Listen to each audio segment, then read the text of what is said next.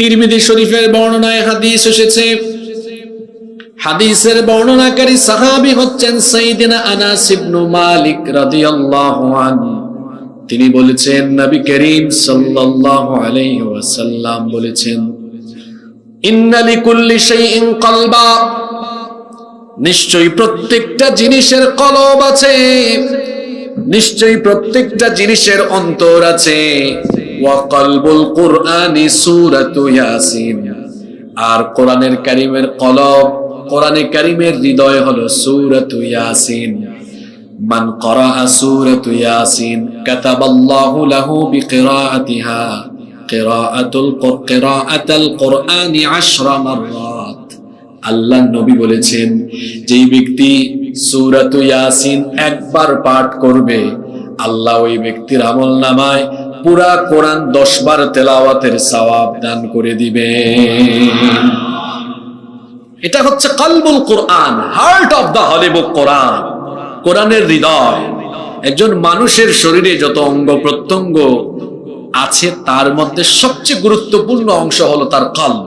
এজন্য তো হাদিসে এসেছে, ইন্না ফিল জাসাদি মুদগাহ, শরীরের মধ্যে সবচেয়ে গুরুত্বপূর্ণ একটি অংশ রয়েছে, এটা হচ্ছে কলব। এই কলব ভালো, মানুষটা ভালো। এই কলব অসুস্থ, মানুষটাও অসুস্থ। একজন মানুষের চেহারা সুরত দেখতে খুবই সুন্দর, অন্তরটা কালো, আসলে এই লোকটা কালো বা খারাপ। একজন লোকের চেহারা কালো, অন্তরটা ভালো, লোকটা আসলেই ভালো। কোরআনে কারীমের হার্ট হচ্ছে সূরাতু ইয়াসিন। আবার এই সূরার আরো অনেক ফজিলত আছে। আল্লাহর নবী বলেছেন, সকাল বেলায় সূরাতু ইয়াসিন যে ব্যক্তি পাঠ করবে, সন্ধ্যা পর্যন্ত ওই ব্যক্তিকে আল্লাহ তাআলা নিরাপত্তা দান করবেন। আবার সন্ধ্যা বা রাতের বেলা এই সূরাটি যারা পাঠ করবে, সকাল পর্যন্ত তার নিরাপত্তার দায়িত্ব যিনি গ্রহণ করবেন তিনি কে? আবার অন্য একটি হাদিস এসেছে, আল্লাহর নবী বলেছেন, ইকরাউ সূরাতু ইয়াসিন আলা মাউতাকুম, তোমরা তোমাদের মৃত্যু পথযাত্রী লোকদের কাছে বসে সূরাতু ইয়াসিন তিলাওয়াত করো, কারণ সূরা ইয়াসিন তিলাওয়াতের বরকতে ওই লোকটার মৃত্যুকে যিনি সহজ করে দিবেন তিনি কে? এই সূরার মোট 6টা নাম আছে। কয়টা নাম আছে? একটা নাম তো আমরা সবাই জানি, সূরাতু ইয়াসিন, 2টা অক্ষর, ইয়া এবং সিন। এই সূরার দ্বিতীয় আরেকটা নাম হচ্ছে কলবুল কোরআন, কোরআনের হৃদয়। কোরআনের হৃদয় বলা হয় কোন সূরাকে? সবাই বলেন কোন সূরা? সূরা ইয়াসিন। এই সূরার 3 নম্বর নাম হচ্ছে সূরাতুল আযীমা। এটা যেন তেন সূরা নয়, এটা সুমহান একটি সূরা। আযীম এটি হচ্ছে আল্লাহর গুণবাচক নাম। আল্লাহ এটি হচ্ছে ইসমুদ্দাত, এটা আল্লাহর মূল বা সত্তাগত নাম। এটা ছাড়াও আল্লাহ তাআলার আরো 99টা গুণবাচক নাম আছে। এর মধ্যে একটা নাম হচ্ছে আযীম। কোরআনে কারীমের সবচাইতে শ্রেষ্ঠ আয়াত আয়াতুল কুরসির ভিতরে এই গুণবাচক নামটা আপনি পেয়ে যাবেন। আল্লাহ তাআলা বলছেন, যারা পারেন আমার সাথে সাহাবের নিয়তে পড়েন, ওয়ালা ইয়াউদুহু হিফযুহুমা ওয়া হুয়াল আলিয়্যুল আযীম। আযীম মানে হচ্ছে সুউচ্চ, সুমহান, এটি আল্লাহর নাম। আবার আল্লাহ তাআলা তার নবীর শান আর মান বর্ণনায়, আল্লাহ তার নবীর চারিত্রিক মাধুর্যতা গুণাবলী বর্ণনায় আল্লাহ তার নিজের সিফাতি নামটাকে ডেডিকেট করে দিয়েছেন। কোরআনে কারীমের 68 নম্বর সূরা সূরাতু কলমের 4 নম্বর আয়াত যখন আপনি তেলাওয়াত করবেন, সেখানে পাবেন আল্লাহ তার নবীর চরিত্র বর্ণনায় তার এই সিফাতি নামটা এভাবে দিয়ে দিয়েছেন, ওয়া ইন্নাকা লাআলা খুলুকিন আযীম, আর নিশ্চয়ই আপনি এক সুমহান, সুপ্রতিষ্ঠিত, সুমহান আদর্শের উপরে প্রতিষ্ঠিত। খেয়াল করেন, আল্লাহর নাম আযীম, নবীজির শান মান বর্ণনায় আযীম। আবার কোরআনেরও 90টার অধিক গুণবাচক নাম আছে। কতটারও বেশি? আমি মাস্টার্স এই বিষয়ে থিসিস করেছিলাম। আওসাফুল কোরআন, মিন খিলালিল কুরআনিল কারীম, কোরআনের আলোকে কোরআনের বৈশিষ্ট্য।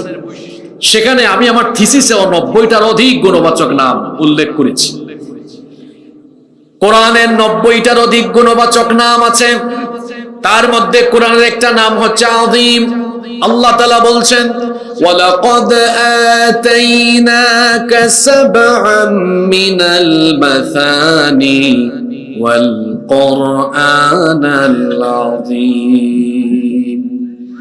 আর অবশ্যই আমি আপনাকে নিত্য পঠনীয় সপ্ত বাক্য দিয়েছি এবং আমি আপনাকে কোরআনে আযীম দান করেছি।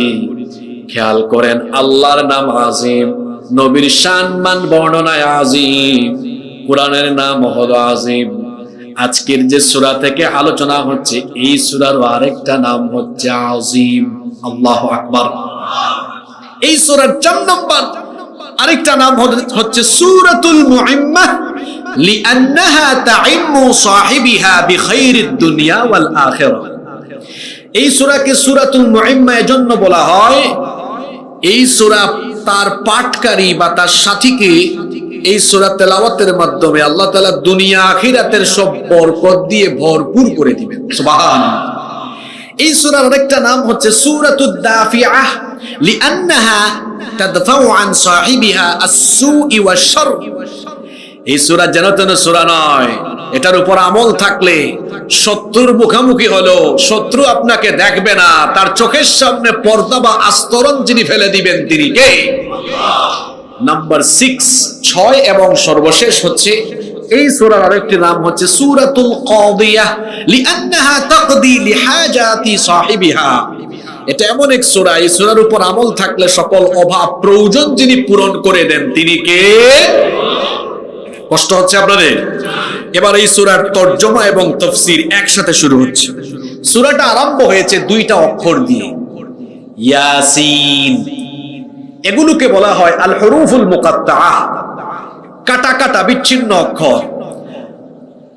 কোরআনুল কারীমের 114টি সূরার ভেতরে 29টা সূরা শুরু হয়েছে এরকম কাটা কাটা বা বিচ্ছিন্ন অক্ষর দিয়ে। কথা বুঝে থাকলে বলেন তো, বিচ্ছিন্ন অক্ষর দিয়ে কোরআনের মোট কয়টা সূরা আরম্ভ হয়েছে?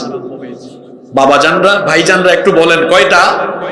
29টা। এখানে একটা বিষয় আপনারা মনে রাখবেন, কোন কোন সূরা আরম্ভ হয়েছে মাত্র একটা অক্ষর দিয়ে।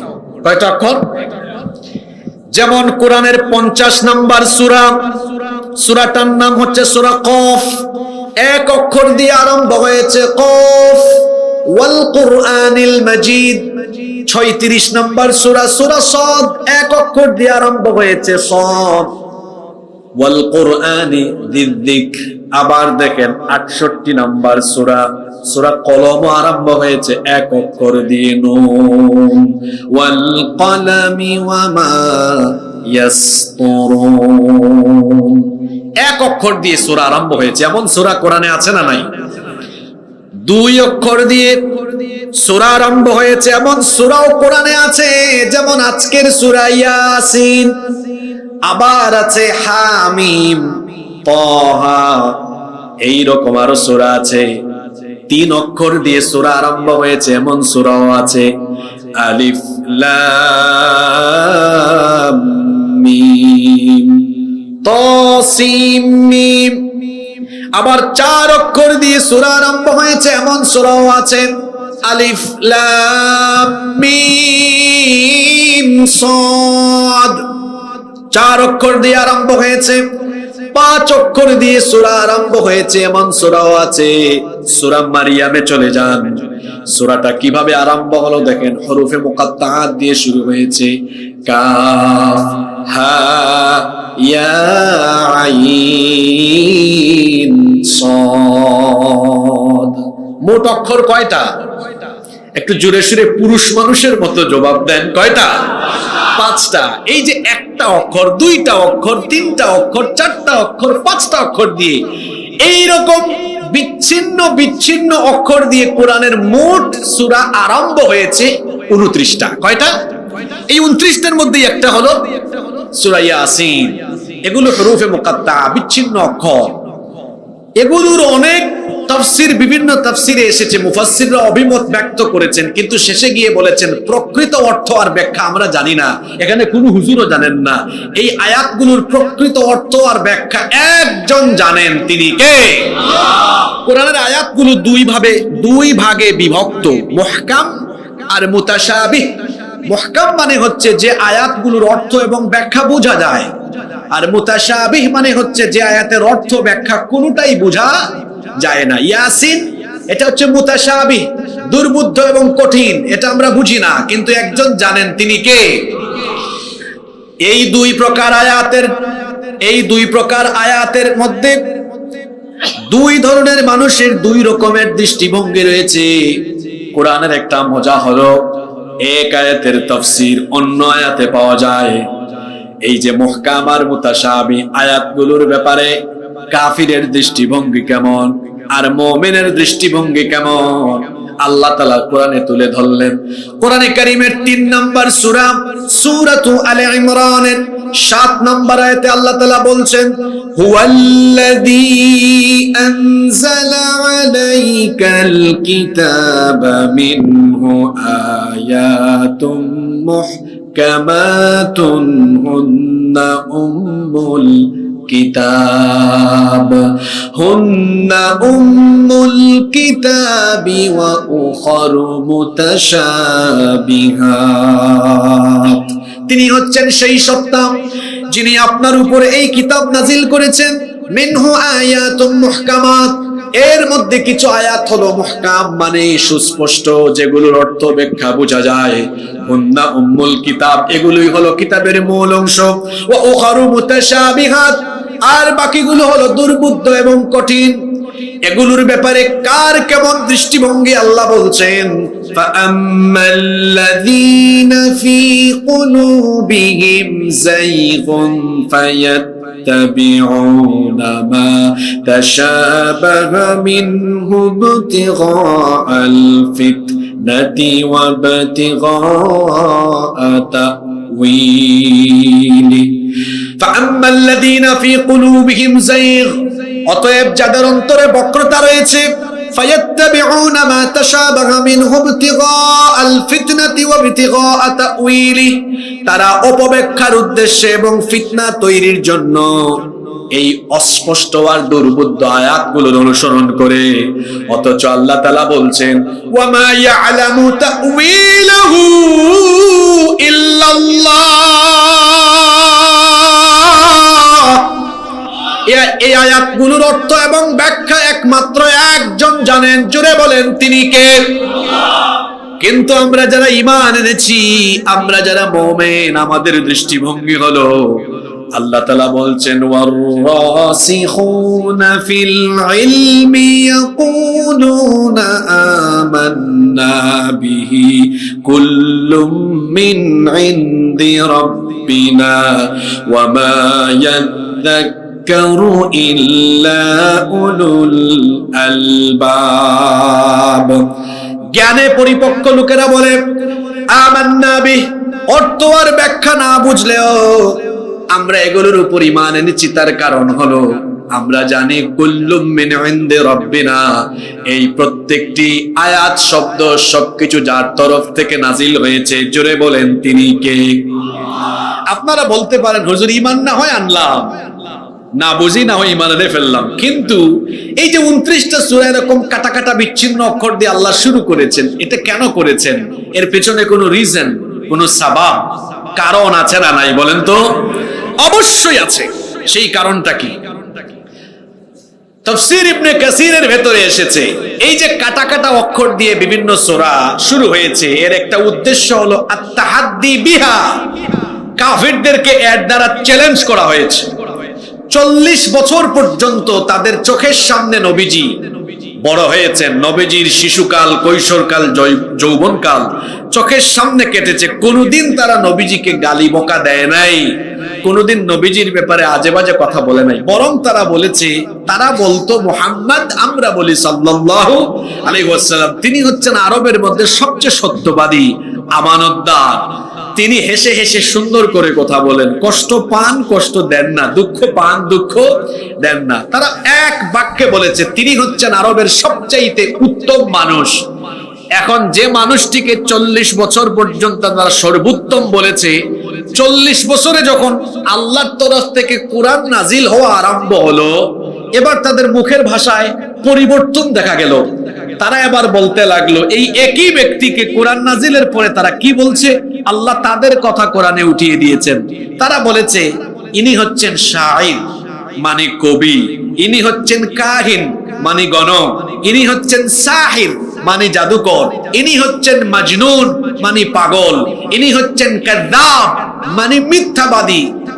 আগে সত্যবাদী বলেছে তারা, সর্বোত্তম বলেছে তারা, এখন আবার সবচেয়ে খারাপ বলে তারা। অপরাধটা কি, কারণটা কি?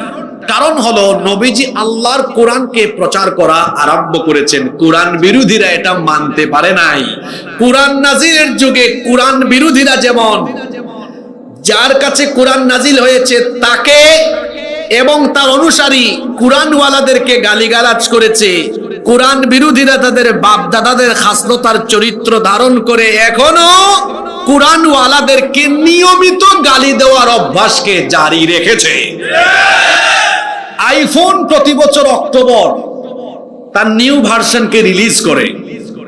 আইফোনের নাম আইফোনই আছে, শুধু ভার্সন চেঞ্জ হয়ে 13, 14, 15, 16 এখন কত হয়েছে 17। নাম ঠিক আছে, ভার্সন চেঞ্জ হয়েছে। কোরআন বিরোধীদের খাসলত ঠিক আছে, শুধু গালির ভাষা পরিবর্তন হয়েছে। 1500 বছর আগে কোরআন নাজিলের যুগে তাদের গালি ছিল মিথ্যাবাদী, গণক, কবি, জাদুকর। আর গালি এটা আপডেট হতে হতে এখন হয়েছে মৌলবাদী, জঙ্গিবাদী, স্বাধীনতা বিরোধী আর রাজাকার।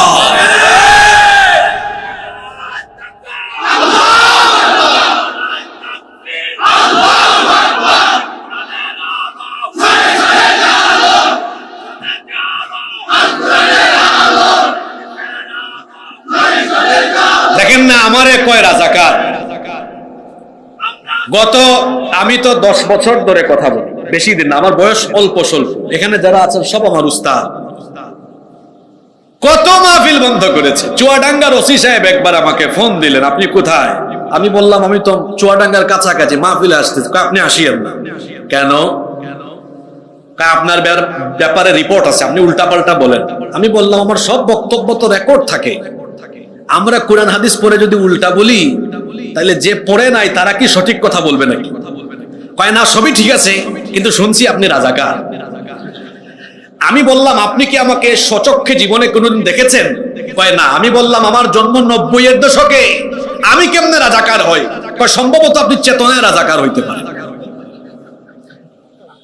তখন আমি বললাম মন মতো হইলে ভালো, আর মন মতো না হইলে রাজাকার বানিয়ে দেওয়া। এই খেলা বাংলাদেশে আর চলবে না। আমি বলেছিলাম গালি ঠিকই আছে, শুধু কি চেঞ্জ হয়েছে? ভার্সন। কি চেঞ্জ হয়েছে? আপনাদের মনোযোগ আছে তো? আচ্ছা, এই যে বলছিলাম ইয়াসিন 2 অক্ষর দিয়ে আল্লাহ এমনি সূরা আরম্ভ করেন না, একটা কারণ আছে। কারণটা কি? কোরআন নাজিল হওয়া আরম্ভ হয়েছে, এখন ভালো মানুষটাই কাফিরদের কাছে কি আপনারা ভুলে যাচ্ছেন নাকি? খারাপ। তারা বলা আরম্ভ করলো না এই কোরআন, তারা বলল মুহাম্মদ, আমরা বলি সাল্লাল্লাহু আলাইহি ওয়াসাল্লাম। এটা সে নিজে নিজে বানায়া রচনা করে। নাউযুবিল্লাহি মিন যালিক। আল্লাহ একটা কাম করলেন, কোরআনের কিছু কিছু সূরা কয়েকটা অক্ষর দিয়ে নাজিল করেছেন। যেই দেশের মানুষ নবী পেয়েছে, কোরআন যেই দেশে নাজিল হয়েছে, তাদের ভাষা বাংলা না ইংরেজি? জোরে বলেন। আর কোরআন নাজিল হয়েছে কোন ভাষায়? আল্লাহ কাটা কাটা কিছু অক্ষর দিয়ে সূরা নাজিল করে দিয়েছেন। আচ্ছা, তোমাদের ভাষাও তো আরবি। যদি কোরআন মানুষের দ্বারা বানানো সম্ভব হয়, তাহলে কোরআন নাজিলের এই সিস্টেম, এই মানহাজ, এই মেথোডোলজি ফলো করে পারলে তোরা কোরআনের মতো কোরআন বানায়া দেখা। এটা হচ্ছে তাহাদ্দি, চ্যালেঞ্জ আল্লাহর তরফ থেকে। সেই যুগের কাফেররা পেরেছে, আজকের যুগের সব বুদ্ধিজীবী একত্রিত হলে পারবে? আল্লাহ কিন্তু একটা সুযোগ দিয়ে রেখেছেন, এখনো যারা বুদ্ধিজীবী আছে তারা যেন চেষ্টা চালায়। 3 দফায় আল্লাহ কোরআনে চ্যালেঞ্জ দিয়ে রেখেছেন। কথা যদি বুঝে থাকেন বলেন, আল্লাহ সর্বমোট কয় দফা চ্যালেঞ্জ দিয়েছেন? প্রথম দফায় আল্লাহ চ্যালেঞ্জ করেছেন কোরআনে কারীমের 17 নম্বর সূরা, সূরা বনি ইসরাঈলের 88 নম্বর আয়াতে আল্লাহ তাআলা বললেন, قُلْ لَئِنِ اجْتَمَعَتِ الْإِنسُ وَالْجِنُّ عَلَىٰ أَن يَأْتُوا بِمِثْلِ هَٰذَا الْقُرْآنِ। ও নবী আপনি বলুন, একজন দুইজন নয়, সব মানুষ মিলে তোমাদের সাথে জিনদেরকে সহযোগী হিসাবে ডেকে, জিন আর ইনসান মিলে যদি এই কোরআনের মতো একটা কোরআন বানানোর চেষ্টা করো, পারলে তোমরা করো। বলেন তো কোরআন নাজিলের যুগে তারা পেরেছে নাকি? কিয়ামত পর্যন্ত কেউ এটা পারবে নাকি? প্রথম দফার চ্যালেঞ্জ যদি মানুষের জন্য কঠিন হয়, আল্লাহ আর একটু হালকা করে দ্বিতীয় দফাও চ্যালেঞ্জ দিয়ে রেখেছেন।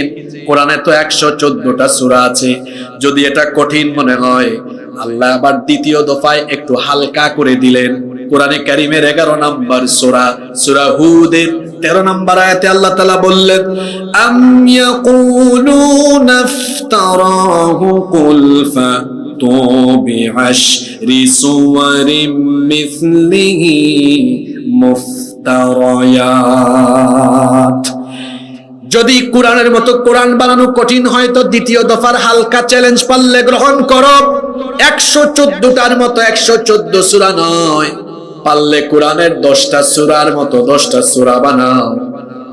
এটাও তারা পারে নাই, কিয়ামত পর্যন্ত এটা কেউ পারবে। দ্বিতীয় দফার চ্যালেঞ্জটাও যদি কঠিন হয়, তৃতীয় দফায় আল্লাহ চ্যালেঞ্জটাকে আরেকটু হালকা করে দিয়ে দিলেন, পারলে এই সহজ চ্যালেঞ্জটাও বান্দা গ্রহণ করো। কোরআনে কারীমের 2 নম্বর সূরা, সূরাতুল বাকারা এর 24 নম্বর আয়াতে আল্লাহ তাআলা বলছেন, ওয়া ইন কুনতুম ফি রাইবিম মিম্মা নাযালনা আলা আবদিনা ফাতু বিসূরাতিম মিন মিসলি ওয়াদউ শুহাদাআকুম মিন দুনিল্লাহি ইন কুনতুম সাদিকিন। আর আমি আমার বান্দার উপরে যা নাজিল করেছি এ ব্যাপারে যদি তোমরা সন্দিগ্ধ হও, সন্দিহান হও, তাহলে আমি আমার বান্দার উপরে যে কোরআন নাজিল করেছি এই কোরআনের একটা সূরার মতো ছোট্ট একটা সূরাও পারলে বানাও। কোরআন নাজিলের যুগে কাফেরদের ভাষা ছিল আরবি। সেই যুগে সাহিত্য চর্চার সমৃদ্ধির যুগ ছিল, এত বড় বড় কবি আর সাহিত্যিক তাদের মধ্যে ছিল, কিন্তু তারাও সবাই মিলে চেষ্টা করে একটা সূরা তো দূরের কথা, একটা আয়াতের মতো আয়াত, একটা শব্দের মতো শব্দ বানাতে পারেনি। যেখানে তারাই পারেনি সেখানে কি বাংলা ভাষাভাষী বুদ্ধিজীবী কিয়ামত হয়ে গেলেও পারবে নাকি? আরো জোরে বলেন, পারবে নাকি? Never ever, it's quite impossible to create a book like holy Quran. কোরআনের মতো কোরআন বানানো অসম্ভব। ইসরাফিলের সিংহা বাজানোর সময় চলে আসবে, একটা অক্ষরের মতো অক্ষর বানাতেও কেউ কশিনকালে পারবে না। আল্লাহু আকবার। এই যে ইয়াসিন দিয়ে শুরু হলো, এটা এক প্রকার চ্যালেঞ্জ। আবার রাইসুল মুফাসসিরিন আব্দুল্লাহ ইবনে আব্বাস রাদিয়াল্লাহু আনহুমা এই ইয়াসিনের ব্যাখ্যায় বলেছেন, এটা দ্বারা অনেক অর্থ হতে পারে। তিনি বলেছেন ইয়াসিন সম্ভবত আল্লাহর নাম। কোন মুফাসসির বলেছেন ইয়াসিন সম্ভবত এটা নবীকে সম্বোধন করা হয়েছে। কেউ কেউ আবার বলেছেন ইয়াসিন মানে ইয়া সাইয়্যিদুল মুরসালিন।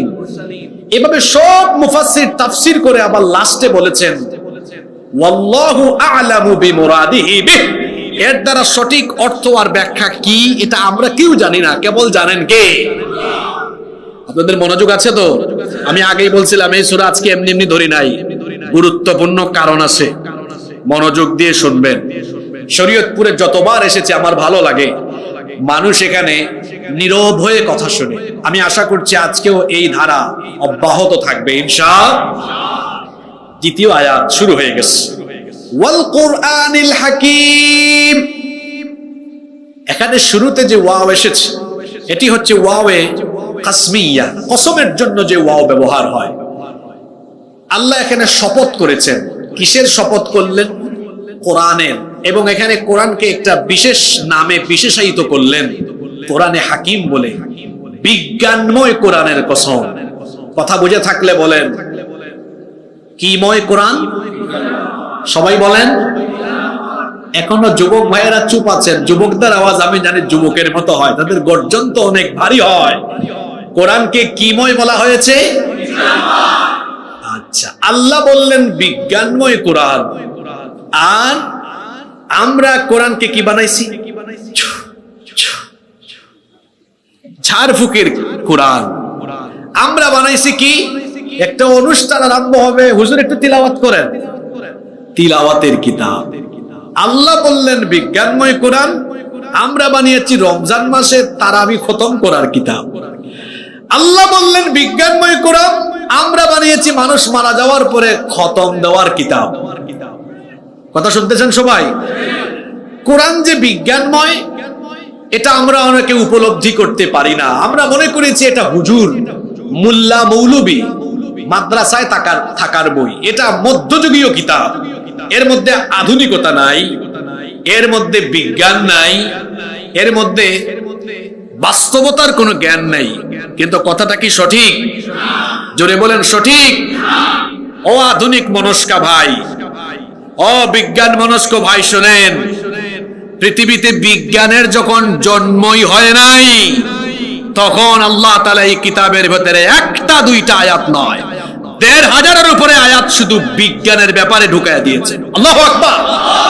আমি তো নিজে কুরআনিক সায়েন্সেরই ছাত্র, আমি তো পড়ালেখাই করেছি কিসমু উলুমিল কুরআন ওয়া দিরাসাতিল ইসলামিয়া, department of Quranic science and Islamic studies. তো আমি তো পড়াশোনার ফলে এই আয়াতগুলো আমরা ক্লাসেই পড়ে ফেলেছি।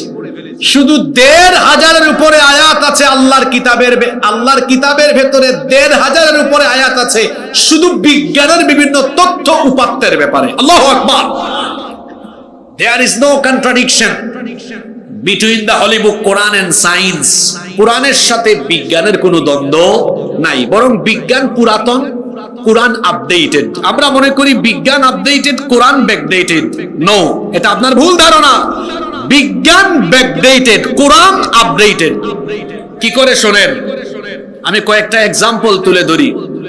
এই যে আমরা পৃথিবীতে বসবাস করছি, কখনো কি চিন্তা করেছেন how the universe was created? কি করে এই মহাবিশ্বের উৎপত্তি হলো? এটা নিয়ে বিজ্ঞান চিন্তা ভাবনা শুরু করলো। স্টিফেন হকিং এর বিগ ব্যাং থিওরি গোটা দুনিয়ার আলোচিত তথ্য। মহাবিশ্বের উৎপত্তির ধারণা বিজ্ঞান এই বিগ ব্যাং থিওরির মাধ্যমে পেল। তারা বললেন যে এই যে আসমান, জমিন, সূর্য, চন্দ্র, গ্রহ, নক্ষত্র, তারকাপুঞ্জ, মহাবিশ্বের সকল সৃষ্টির প্রারম্ভে পুঞ্জীভূত বা একত্রিত ছিল। তখন সবকিছু ছিল গ্যাসীয় কণার সমষ্টি। এরপরে মহাশূন্যে একটা বিস্ফোরণ হলো। এই বিস্ফোরণের পরে সকল সৃষ্টি আলাদা আলাদা হয়ে অস্তিত্ব লাভ করলো।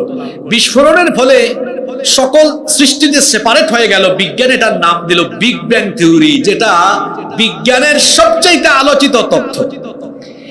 আপনি কি জানেন মহাবিশ্ব সৃষ্টির এই তথ্য, এটা স্টিফেন হকিং তার এই থিওরি আবিষ্কার করার আরো হাজার হাজার হাজার বছর আগে আল্লাহ কোরআনের ভেতরে দিয়ে দিয়েছেন। আল্লাহু আকবার।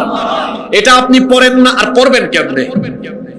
আপনার দেশের মানুষ যেন কোরআন না জানে, আপনার দেশের মানুষ কোরআন জেনে যেন কোরআনের শাসনের জন্য পাগল না হয়, এই জন্য পৃথিবীর কোরআন বিরোধীরা ষড়যন্ত্র করে আপনি যেন কোরআন শিক্ষা নিতে না পারেন। আপনার সিলেবাস থেকে কোরআনকে, দিনকে এরা বাদ দিয়ে দিয়েছে। কারণ মূর্খরা কখনো চায় না, মূর্খ নেতৃত্ব কোনোদিন চাইবে না তার জনগণ সঠিক জ্ঞান লাভ করুক। সঠিক জ্ঞান লাভ যদি করে মূর্খ নেতৃত্ব কি চলতে পারে? জোরে বলেন, চলতে পারে?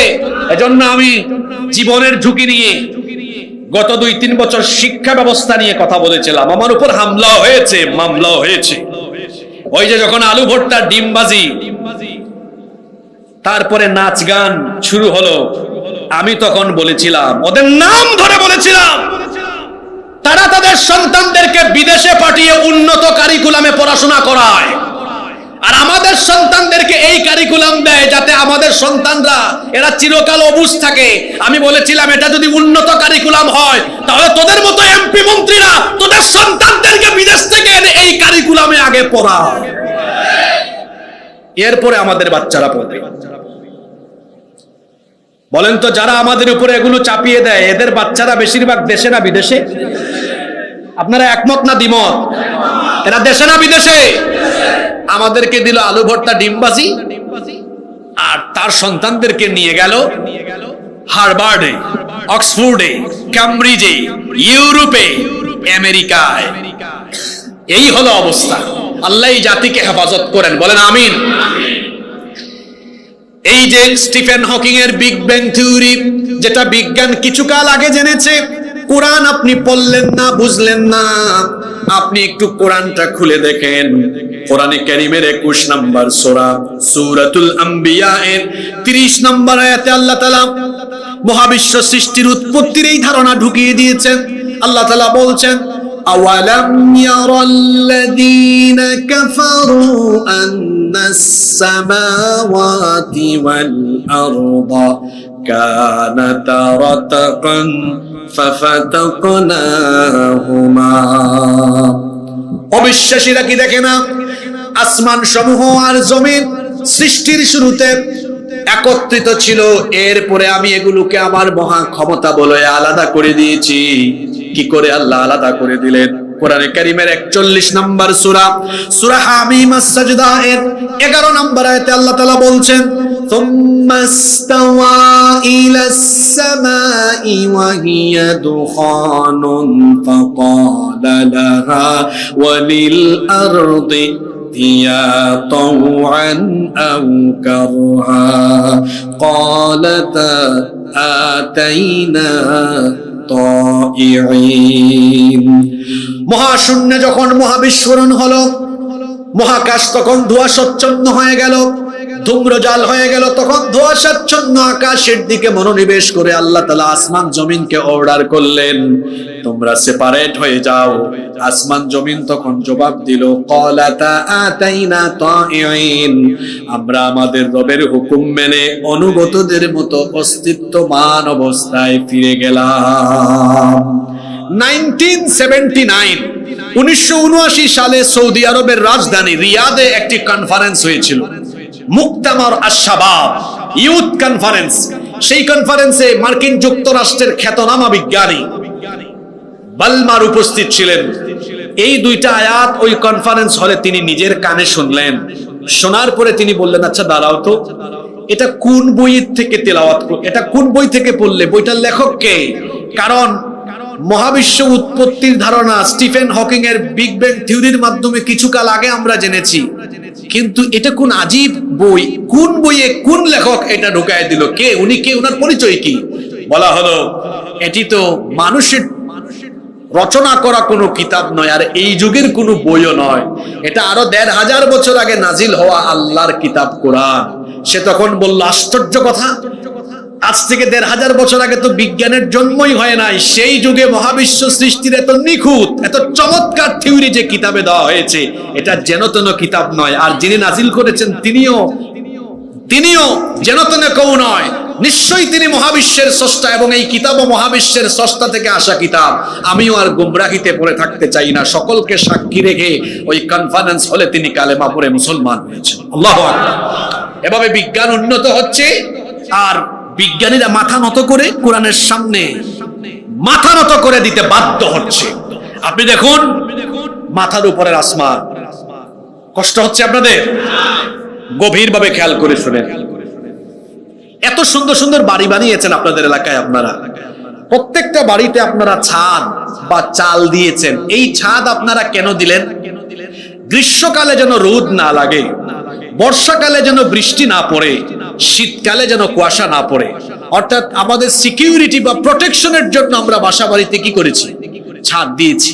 আপনার কি মনে হয় আল্লাহ তাআলা মাথার উপরে আসমানকে এমনি এমনি বানিয়েছেন? না, বিজ্ঞানীরা, মহাকাশ বিজ্ঞানীরা গবেষণা করলো, গবেষণা করে তারা দেখলো, হায় হায় হায়, এই আসমান তো এমনি এমনি মাথার উপরে আল্লাহ বানান নাই, বরং the sky has been built as a roof for the protection of the earth. এটাকে পৃথিবীবাসীর সুরক্ষার জন্য একটা সুরক্ষিত ছাদ বানানো হয়েছে। আল্লাহু আকবার। কেন এটা সুরক্ষিত ছাদ? এবার ভালো করে শুনেন। এই যে মহাশূন্যে বায়ুমণ্ডলীয় অনেক স্তর রয়েছে, সায়েন্সের ছাত্ররা এটা জানে। কোরআনে তো আল্লাহ বলেই দিয়েছেন 7 স্তর বিশিষ্ট আকাশ, 7টা স্তর আছে। এই যে মহাশূন্যে বায়ুমণ্ডলীয় স্তর আছে, বিজ্ঞান এগুলোর নাম দিয়েছে stratosphere, troposphere, ionosphere, ozone layer, magnetosphere, exosphere. এরকম বায়ুমণ্ডলীয় অনেক স্তর আছে। আপনাদেরকে বোঝানোর জন্য আরো সহজ একটা ভাষা আমি ব্যবহার করি। ফিল্টার তো বুঝেন আপনারা, তাই না? ফিল্টারে দেখবেন অনেকগুলা স্টেজ আছে, অনেক স্টেপে আপনি দেখবেন দূষিত পানীয় ফিল্টারিং করলে কি হয়ে যায়? বিশুদ্ধ পানি হয়ে যায়। অর্থাৎ আমি সহজে বোঝানোর জন্য এখানে ফিল্টার শব্দটা প্রয়োগ করছি, বোঝানোর জন্য শুধু। এই যে মহাশূন্যে বায়ুমণ্ডলীয় স্তর, 7টা স্তর আল্লাহ দিয়েছেন, যার ফলে পৃথিবীবাসীর সুরক্ষার জন্য এটা একটা সেফটি আর সিকিউরিটি হয়ে গেল। এটা অপারেটর ভাই ভালো বলতে পারবে, এই লাইটের পাওয়ার আমি ধারণা করছি 50 বা 100, কিন্তু সূর্য হলো পৃথিবী থেকে 15 কোটি কিলোমিটার দূরে। 15 কোটি কিলোমিটার। আমি এই স্টেজে ওঠার আগে দেখেছি টেম্পারেচার, ঘড়িতেও তো দেখা যায় 27 ডিগ্রি, এখন দিনের বেলা ছিল 32 বা 31 ডিগ্রি। কিন্তু বিজ্ঞানীরা বলছেন সূর্যকে যে টেম্পারেচার দেওয়া হয়েছে এর পরিমাণ হলো 1,40,00,000 সেন্টিগ্রেড তাপমাত্রা। আপনারা বলেন তো, এই 1,40,00,000 সেন্টিগ্রেড থেকে আজকে আপনারা পাইছেন কত? 27। কত পাইলেন? 27। তো বাকিটা কই গেল? সূর্যকে যে পরিমাণ হিটিং পাওয়ার দেওয়া হয়েছে, এটা সরাসরি চলে আসলে আপনার মাথার চাঁদি জ্বলে যাবে। মাথার চাঁদিকে আপনি জ্বলে যাবেন, পৃথিবীতে কেউ থাকবে না, সব জ্বলে পুড়ে ছাই হয়ে যাবে। আল্লাহ এটাকে ফিল্টারিং এর একটা ব্যবস্থা করলেন। কি চমৎকার প্রসেসিং! আল্লাহ বায়ুমণ্ডলে যে স্তরগুলি দিয়েছেন, সূর্যের আলো এসে ওখানে প্রথমেই বাধাপ্রাপ্ত, ফিল্টারিং হলো নেক্সট স্টেজ, ফিল্টারিং হলো নেক্সট স্টেজ, ফিল্টারিং হয়ে নেক্সট স্টেজ। এভাবে সকল স্তর অতিক্রম করার পরে যতটুকু আলো হলে দুনিয়ার সবকিছু টিকে থাকবে, ঠিক ততটুকু আলো আল্লাহ আমাদেরকে দান করেন। সুবহানাল্লাহ। আপনারা যারা বিমানে নিয়মিত সফর করেন, বিমান যখন ল্যান্ডিং করে, অথবা ল্যান্ডিং এর আগে টেক অফের পরে যখন বিমান প্রায় 15-20 হাজার ফিট উপরে চলে যায়, উইন্ডো সিট থাকলে দেখবেন ওই যে গ্লাসে হাত দিলে অনেক ঠান্ডা লাগে, তাই না? মহাশূন্যে আপনি যত উপরের দিকে যাবেন তত কি পাবেন? ঠান্ডা পাবেন। ল্যান্ডিং এর সময় দেখবেন কান বন্ধ হয়ে যাওয়ার উপক্রম হয়। কি বলেন, হয় না? বিজ্ঞানীরা বলেছেন মহাশূন্যে খালি স্থানের তাপমাত্রা হলো -270। শীতকালে বাংলাদেশে যে ক্ষয়রুতি কোথায় হারিয়ে গেল আমরা জানি না। আগে মুরব্বীরা বলতেন ভাদ্র মাসে নাকি শীতের জন্ম হয়, কার্তিক মাস চলে যাচ্ছে, শীতের কোনো দেখাও নাই। বাংলাদেশে শীত এখন আর আসলেও বেশি সময় থাকে না। তো আমি বলছিলাম শীতকালে আমাদের দেশে, বিশেষ করে উত্তরবঙ্গে একটু বেশি শীত পড়ে, ওখানেও 12-13-14 ডিগ্রি হয়। হঠাৎ করে যদি খুব শৈত্য প্রবাহ পড়ে হয়তো 8-9-10 হয়, কিন্তু মাইনাস বাংলাদেশের মানুষ কখনো দেখে নাই। গত 7-8 বছর আগে ভারতের হিমাচল প্রদেশে আমি একবার ভিজিট করেছিলাম। সিমলা এবং মানালি দুইটা এলাকা আছে, আপনারা গুগলে দেখবেন, অনেকে হয়তো গিয়েছেন। ওখানে কিন্তু আইস পড়ে, বরফ পড়ে। তো আমি যেদিন গিয়েছিলাম তখন সেপ্টেম্বর মাস ছিল, সম্ভবত অক্টোবর মাস ছিল। তো -4 ছিল, -4। 3-4টা কাপড় পরা পুরো ঠান্ডা লাগে, জ্বর উঠে গেছে, জ্বর সর্দি সপ্তাহখানেক ছিল। -4 এই অবস্থা। আর মহাশূন্যের খালি স্থানের তাপমাত্রা বিজ্ঞানীরা বলছেন -270। চিন্তা করতেছেন এই 270 মাইনাস, এটা কি আসতে পারে? ওইটাও ওই বায়ুমণ্ডলীয় স্তরে বাধাপ্রাপ্ত হয়। আবার সবচেয়ে বড় কথা হলো বিজ্ঞান যে আজীব তত্ত্ব দিয়েছে, মহাশূন্যে অনেক উল্কা আছে। কোন একটা উল্কা যদি জমিনে পড়ে পৃথিবীর সব জ্বলে পুড়ে ছাই হয়ে যাবে। এই উল্কাগুলো বায়ুমণ্ডলীয় স্তরে বাধাপ্রাপ্ত হয়, উপরের দিকে চলে যায়, নিচের দিকে আসতে পারে না। এজন্য বিজ্ঞানীরা গবেষণা করে বলেছেন আসমান তো আসমান নয়, আসমান তো আসমান নয়, আসমান তো আসমান নয়, আসমান কেবল আসমান নয়, এটা হচ্ছে পৃথিবীবাসীর সুরক্ষার জন্য একটা সুরক্ষিত ছাদ। আল্লাহু আকবার। এই যে কথাগুলো বললাম এগুলো বিজ্ঞানীদের। এবার যেটাকে আপনারা ঝাড়ফুকের কিতাব আর মোল্লা মৌলবীদের কিতাব মনে করেন, আসেন তো দেখি এই কিতাবে কি বলা হলো। কোরআনুল কারীমের 21 নম্বর সূরা সূরাতুল আম্বিয়া এর 32 নম্বর আয়াতে আল্লাহ তাআলা কি বললেন শুনেন। আল্লাহ তাআলা বললেন ওয়াজআলনাস সামাআ সাকফাম মাহফুযা ওয়া হুম আন আয়াতিহা মুরিদুন। আল্লাহ তাআলা বলছেন এইভাবে করে আমি আসমানকে তোমাদের জন্য সুরক্ষিত একটা ছাদ বানিয়ে দিয়েছি। এখানে আলেমরা বসে আছেন, জিজ্ঞেস করেন সাকফাম মাহফুজা মানে কি? সুরক্ষিত ছাদ। বলেন তো দেখি কোরআন আগে না বিজ্ঞান আগে? এত আস্তে বললেন, কোরআন আগে না বিজ্ঞান আগে? এখন আর জবাব দিয়েন না, জবাব দিলে লজ্জা পাবেন। একটু আত্মোপলব্ধি করেন, নিজে আর নিজের সন্তানদেরকে শিখাইছেন কি আগে, একটু আত্মোপলব্ধি করেন। কোরআন, আল্লাহর কোরআন কতটা বিজ্ঞানময় দেখেন। তখন তো উপরের দিকে ছিলেন, একটু নিচের দিকে নামেন। যে জমিনে আমরা বিচরণ করি, কোরআনে কারীমের 15 নম্বর সূরা সূরাতুল হিজরের 19 নম্বর আয়াতে আল্লাহ তাআলা বললেন ওয়াল আরদা মাদাদনাহা ওয়া আলকাইনা ফিহা রাওয়াসিয়া ওয়া আনবাতনা ফিহা মিন কুল্লি শাইইন মাওজুন। এভাবে করে আমি জমিনকে বিছানার মতো বিছিয়ে দিয়েছি। ওয়া আলকাইনা ফিহা রাওয়াসিয়া, আর এই জমিন যেন অস্থির হয়ে না যায়। এই জমিন তো বিজ্ঞানীরা বলেছেন কয়েকটা টেকটনিক প্লেটের উপরে নির্মিত, এটা যেন হেলাদুলা না করে, তোমাদেরকে নিয়ে এইরকম পড়ে না যায়। এজন্য কি করেছি ওয়া আলকা ফিল আরদি রাওয়াসিয়া আন তামিদা বিকুম, পর্বতমালাকে পেরেকের মতো ঢুকায়া দিয়া জমিনকে টাইট শক্ত করে দিয়েছি। আল্লাহু আকবার। পর্বতমালাকে এখানে বলা হয়েছে পেরেকের মতো। কথা বুঝলে পুরুষ মানুষের মতো জবাব দেন, কিসের মতো? এবার বলেন আমাকে, পেরেকের বেশিরভাগ অংশ কি উপরের দিকে থাকে না নিচের দিকে থাকে? আপনাদের শরীয়তপুরের চারপাশে নদী, আমার বাড়ি সিলেট, সিলেটের চারপাশে শুধু পাহাড় আর পাহাড়। পাহাড় তো আপনারা দেখেছেন অনেকে, বাস্তবিক অর্থে আমরা দেখি পাহাড়গুলো অনেক উঁচা। আর কোরআনে আল্লাহ বলেছেন পাহাড়কে কিসের মতো গড়েছেন। তাহলে তো কোরআনের কথা যদি সত্যই হয়, তাহলে তো যেটা আমরা উপরের দিকে দেখি, নিচের দিকে পাহাড়ের অংশ তার চেয়ে আরো বহুগুণ বেশি। একটু গুগল শরীফে সার্চ দেন তো, সার্চ দিয়ে দেখেন মাউন্ট এভারেস্টের চূড়া ভূমি থেকে 9 কিলোমিটার উঁচু, কিন্তু ভেতরের দিকের শেকড় গভীরতা হলো 125 কিলোমিটার পর্যন্ত বিস্তৃত। আল্লাহু আকবার। তাহলে বলেন তো আল্লাহর কালাম যে ধারণাগুলো দিয়েছে, বিজ্ঞান এগুলো আগে দিল না কোরআন এগুলো আগে দিল? কে আগে দিয়েছে? জোরে বলতে হবে, কে আগে দিয়েছে? বাসমা, আমরা ইংরেজিতে এটাকে বলি ফিঙ্গারপ্রিন্ট, আরবিতে বলা হয় বাসমা, আঙ্গুলের ছাপ। 1800 সালের আগে পৃথিবীর মানুষ ফিঙ্গারপ্রিন্টের কথা জানতই না। ব্রিটিশ বিজ্ঞানী উইলিয়াম হার্সাল মানব দেহের উপরে গবেষণা চালিয়ে এই তথ্য তিনি আবিষ্কার করেন। সর্বপ্রথম ইংল্যান্ডে ফিঙ্গারপ্রিন্টের প্রচলন শুরু হয়। ইংল্যান্ড থেকে গোটা পৃথিবীতে ফিঙ্গারপ্রিন্টের প্রচলন এটা ছড়িয়ে যায়। এখন তো বাংলাদেশও আমরা দেখেন না, অফিস আদালতে এখন আর হাজিরা নাই, ফিঙ্গারপ্রিন্ট দিয়ে ঢুকে আর বাইর হয়। আপনি বিদেশে যাবেন, এয়ারপোর্টে ইমিগ্রেশনে ফিঙ্গারপ্রিন্ট লাগে, সাব রেজিস্ট্রি অফিসে গেলে ফিঙ্গারপ্রিন্ট, সিম রেজিস্ট্রেশনে ফিঙ্গারপ্রিন্ট, পাসপোর্ট অফিসে ফিঙ্গারপ্রিন্ট, ভোট দিতে গেলেও।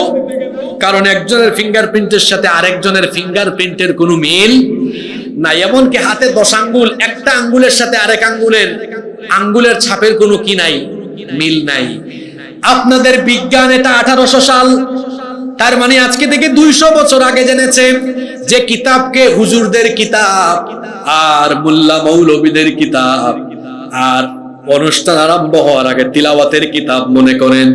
এই কিতাবটা একটু খুলেন তো, কোরআনে কারীমের 75 নম্বর সূরা সূরাতুল কিয়ামা এর 3 এবং 4 নম্বর আয়াতে আল্লাহ তাআলা এই ফিঙ্গারপ্রিন্টের কথা এভাবে বলেছেন আয়াহসাবু আল্লান নাজমা ইদামা বালা কাদিরিনা আলা আন নুসাউইয়া বানানা।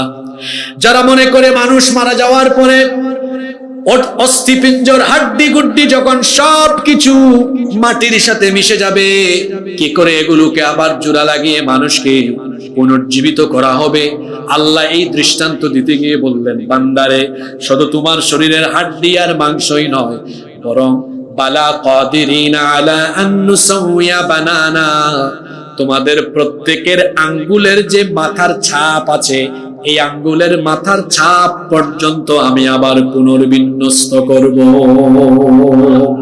চিৎকার করে বলেন, কোরআন আগে না বিজ্ঞান আগে? বিজ্ঞানীরা এমন পাগল হয়েছে, পৃথিবীর সেই আকৃতির ব্যাপারে তারা এক এক সময় এক এক তথ্য দিয়ে মানুষকে বিভ্রান্ত করেছে। প্রাচীনকালের বিজ্ঞানীরা বলতেন পৃথিবী মনে হয় চ্যাপ্টা, আর 1500 শতাব্দীতে এসে কুপারনিকাস বলল পৃথিবী হলো, ফ্রান্সিস ড্রাক, তিনি বলেছিলেন আমি তো জলপথে ভ্রমণ করে দেখেছি পৃথিবী হলো গোল। এরপরে স্যাটেলাইটের যুগে বিজ্ঞান ঢোকার পরে বলল পৃথিবী গোল, এই তত্ত্ব ভুল, পৃথিবীর ডিম্বাকৃতির। এক এক সময় এক এক তথ্য দেয়। আল্লাহর কোরআনে এক তথ্য একবার দেওয়া হয়, দুইবার দেওয়া হয় না। পৃথিবী যে ডিম্বাকৃতির, বিজ্ঞান তিনবার 3 রকম কথা বলে ফাইনাল কথা বলেছে। আর আল্লাহর কোরআনের 79 নম্বর সূরা সূরাতুন নাজিয়াতের 30 নম্বর আয়াত দেখুন, আল্লাহ বলছেন ওয়াল আরদা বা'দা যালিকা দাহাহা। কামুস আরবি অভিধান খুলে দেখেন, এখানে আলেমদেরকে সাক্ষ্য রেখে বলছি, উট পাখির ডিমকে আরবিতে কি বলা হয়? দাহা বলা হয়। আল্লাহ বলেছেন ওয়াল আরদা বা'দা যালিকা দাহাহা, আর এই জমিনকে, পৃথিবীকে আমি উট পাখির ডিমের মতো ডিম্বাকৃতির করে বানিয়েছি। আল্লাহু আকবার। তো কোরআন আগে না বিজ্ঞান আগে? নিজেদের বাচ্চাগুলাকে শিখাবেন সবার আগে কি? জোরে বলেন, সবার আগে কি? কোরআন। কিন্তু আমরা কি করলাম? বাচ্চাদেরকে সব শিখাইলাম, কোরআন শিখাইলাম না। দুঃখ করে বলি, এটা আমার একটা আফসোস। খেয়াল করে শোনেন, বাংলাদেশে যতগুলো শিক্ষা ধারা প্রচলিত আছে, আমার কাছে মনে হয় হাতে গোনা কিছু প্রতিষ্ঠান ছাড়া সিংহভাগ প্রতিষ্ঠানের শিক্ষা ধারাগুলো সংকট দ্বারা পরিপূর্ণ। একটা ছেলে মেয়ে স্কুল কলেজে পড়ছে, সেখানে আধুনিক জ্ঞান বিজ্ঞান প্রযুক্তি চর্চার সুযোগ পেলেও তার সিলেবাসে কোরআন হাদিস না থাকায় সে দ্বীন শিক্ষা থেকে পরিপূর্ণ বঞ্চিত হয়ে যাচ্ছে। আবার আমাদের দেশের হাতে গোনা কিছু মাদ্রাসা ছাড়া বেশিরভাগ মাদ্রাসায় দ্বীনি জ্ঞান অর্জনের ব্যাপক সুযোগ থাকলেও আধুনিক জ্ঞান বিজ্ঞান প্রযুক্তি চর্চার সেখানে চরম ঘাটতি থাকার ফলে তারাও আবার আধুনিক জ্ঞান বিজ্ঞান প্রযুক্তিতে পিছিয়ে আছে। তাহলে উভয় ধারা সংকটে পরিপূর্ণ। আমরা করবটা কি? আমি বলবো প্রতিটি এলাকায় ইন্টিগ্রেটেড প্রতিষ্ঠান তৈরি করা দরকার। এই ডামুড্ডা মহিলা দাখিল মাদ্রাসাকেও আমি বলবো এখানে দ্বীন শিক্ষার পাশাপাশি আধুনিক জ্ঞান বিজ্ঞান প্রযুক্তি এত বেশি ডেভেলপ করা হোক, এই দাখিল মাদ্রাসার মেয়েরা তারা এখান থেকে দ্বীনি শিক্ষায় শিক্ষিত হয়ে অনর্গল, সবার উপরে আমাদের দ্বীন, আরবিতে অনর্গল কথা বলবে। এই মেয়েগুলো আবার অনর্গল ইংরেজিতে কথা বলতে হবে। আমাদের অনেক হুজুররা আছে কম্পিউটারের মাউস ধরতে জানে না, উল্টা ধরে। কিভাবে কম্পিউটার অন করতে হয় জানে না। যদি বলা হয় মাইক্রোসফট পাওয়ার পয়েন্টে কিছু স্লাইড তৈরি করে একটা সেমিনার বা ওয়ার্কশপে একটু প্রেজেন্টেশন দেন, মাথা আউলাই যাবে। তো এই হুজুর দিয়ে আমি কি করব বলেন? এই আধুনিক পৃথিবীতে আপনি আপনার দাওয়াতকে ছড়িয়ে দেওয়ার জন্য ডাক্তার, ইঞ্জিনিয়ার, লয়ার, ব্যারিস্টার, উচ্চ শিক্ষিত মানুষদের কাছে দিন পৌঁছে দিবেন কেমনে যদি আধুনিক জ্ঞান বিজ্ঞান এগুলো আপনি ব্যবহার না করেন? আর এগুলো তো নিয়ামত, এই নিয়ামত তো ব্যবহার করতে হবে আপনাকে। এগুলো ব্যবহার করেই তো দিন প্রসার করতে হবে। এজন্য আমরা বলি যে প্রতিষ্ঠানগুলোকে আরো বেশি যুগ উপযোগী আমরা করব। অনেকে আবার বলে তো কোরআন হাদিস কি আধুনিক আর যুগ উপযোগী না? অবশ্যই কোরআন হাদিস যুগ উপযোগী এবং অত্যাধুনিক, কিন্তু এগুলো প্রচারের জন্য যে মাধ্যমগুলো আছে এগুলো জানা থাকার দরকার আছে না নাই? অবশ্যই আছে। আমি কিছুদিন আগে এক মাদ্রাসার মাহফিলে গেলাম। হুজুর আমার বক্তব্যের আগে বললেন এখন একটা প্রদর্শনী হবে, একটা জানাজার প্রদর্শনী হলো। তারপরে হুজুর বক্তব্য দিলেন, দেখছেন মাদ্রাসায় পড়াইলে কি লাভ? আপনার বাচ্চা আপনাকে জানাজা দিবে। হুজুর বক্তব্য শেষ করেন, আমি বক্তব্য ফাঁকে দিয়ে বললাম, হুজুর এই যে মানুষদের আখিরাতের ফজিলত আপনি বুঝাইলেন, ইসলামটা কি শুধু আখিরাতের ফজিলতের জন্য আল্লাহ দিয়েছেন? হ্যাঁ, আমরা তো দোয়া করলেও বলি ফিদ দুনিয়া হাসানা ওয়া ফিল আখিরাতি, আগে দুনিয়ার কল্যাণ চাই তারপরে আখিরাতের কল্যাণ। আপনি মানুষকে আখিরাতের কল্যাণ দেখাইলেন, দুনিয়ারটা দেখাইলেন না কেন? আপনি এখানে প্রদর্শনী করতে পারতেন তিনটা, জানাজা দেখাইছেন এক। 2 নাম্বার প্রদর্শনী, আমাদের মাদ্রাসার ছেলে আব্দুল্লাহ এখন আপনাদের সামনে একটা টপিকে আরবিতে বক্তব্য দিবে। 3 নাম্বার একটা ইভেন্ট রাখেন, এখন আব্দুর রহিম 2 মিনিট ইংরেজিতে বক্তব্য দিবে। এরপরে বলেন, দেখছেন আমাদের মাদ্রাসা অনর্গল ইংরেজি পারে, আরবিও পারে, জানাজাও পারে, ছেলে মেয়েগুলারে আবুল তাবুল জায়গায় না দিয়ে এখানে দেন, ইংরেজি, আধুনিক জ্ঞান বিজ্ঞান প্রযুক্তি শিখবে। দুনিয়ায় আপনার বাচ্চার ক্যারিয়ার সমৃদ্ধ, দুনিয়ায় সমৃদ্ধ, আখিরাতে এই বাচ্চা আপনার জন্য সুপারিশকারী হয়ে যাবে। আল্লাহু আকবার। মানুষকে শুধু আখিরাত নয়, আগে দুনিয়ার ফায়দাটা বুঝান। এজন্য আমি বলবো, শুধু এই ডাবুড্ডা দাখিল মাদ্রাসা নয়, প্রত্যেকটি মাদ্রাসার দিকে আমাদের মনোযোগী হতে হবে। আমি নিজেও কিছু প্রতিষ্ঠান তৈরি করেছি, সবগুলার কারিকুলাম ইন্টিগ্রেটেড কারিকুলাম, সবার উপরে দ্বীনি শিক্ষার সাথে আধুনিক শিক্ষার সমন্বয়। আমাদের বাচ্চারা অনর্গল ইংরেজি বলবে, অনর্গল আরবি বলবে, জ্ঞান বিজ্ঞান প্রযুক্তিতে এগিয়ে থাকবে, যাতে করে শুধু ঢাকা বিশ্ববিদ্যালয় নয়, ক্যামব্রিজ, হার্ভার্ড, অক্সফোর্ড, পৃথিবীর নামি দামি খ্যাতনামা সকল বিশ্ববিদ্যালয়ে গিয়ে আমাদের সন্তানরা সেখানে পদচারণা করতে হবে। এজন্য কোন দিকে আমাদের পিছিয়ে থাকলে হবে। এবার আসলে আমরা তাফসীর এর ভেতরে ঢুকে যাই। কষ্ট হচ্ছে না তো আপনাদের? আমরা আর সর্বোচ্চ 15 মিনিটের মতো মনোযোগী হয়ে থাকতে পারবো না ইনশাআল্লাহ। এবার দেখেন, আল্লাহ প্রথমে বললেন ইয়াসিন, এরপরে বললেন ওয়াল কুরআনিল হাকিম, বিজ্ঞানময় কোরআনের কসম। আল্লাহ কসম করেছেন। আল্লাহ কেন কসম করেন? আল্লাহ কসম করেন এই কারণে, কসমের পরে তিনি যে বিষয়টি উল্লেখ করেন ওই বিষয়ের সাথে রিলেটেড সামঞ্জস্যপূর্ণ কোন বিষয়ের কসম তিনি করেন। কসমের পরে তিনি যেই কথাটি বলেন মূলত এইটার জন্যই কসম করেন। তাহলে কসমের পরে তিনি কি বলেছেন খেয়াল করেন। আল্লাহ তাআলা বলেছেন,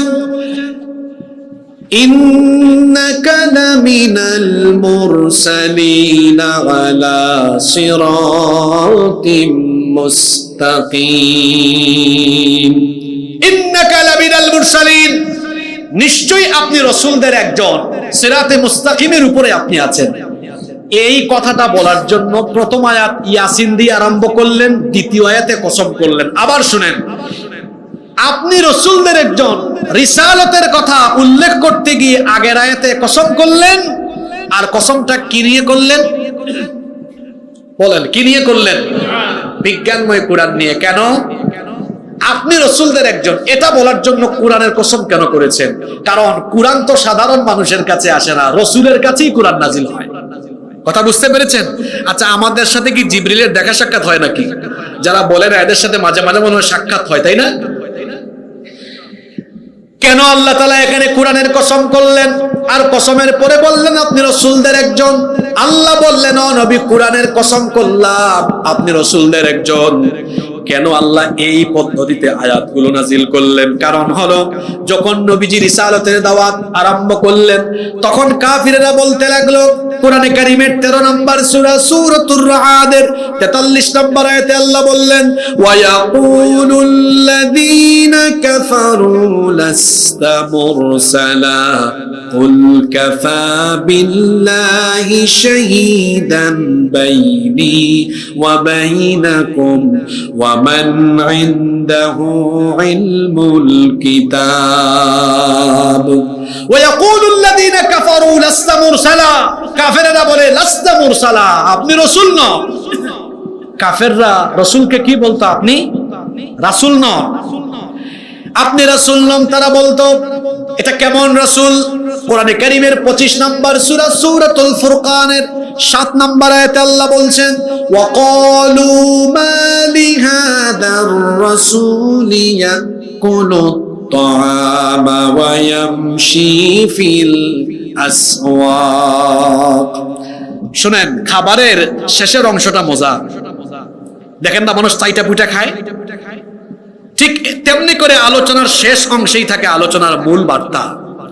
যাদের 15 মিনিটের ধৈর্য কুলাইলো না, এরা মূলধন হারাইয়া চলে গেল। কি হারাইয়া চলে গেল? মূলধন মানে বুঝেন, ব্যবসায় যদি মূলধন না থাকে এই ব্যবসায় কি হয়ে যায়? দেউলিয়া হয়ে যায়। আর যারা বসে আছেন তাদের কাছে অনুরোধ করব আমি, 15 মিনিট মানে 15 মিনিটই থাকতে পারবো তো আমরা? হ্যাঁ, আপনারাই আজকের আলোচনার মূল বার্তাটা নিয়ে যাবেন। আমি আগে বলছি না, এটা এমনি এমনি ধরি নাই, এই কারণগুলো আপনি এখন পাবেন।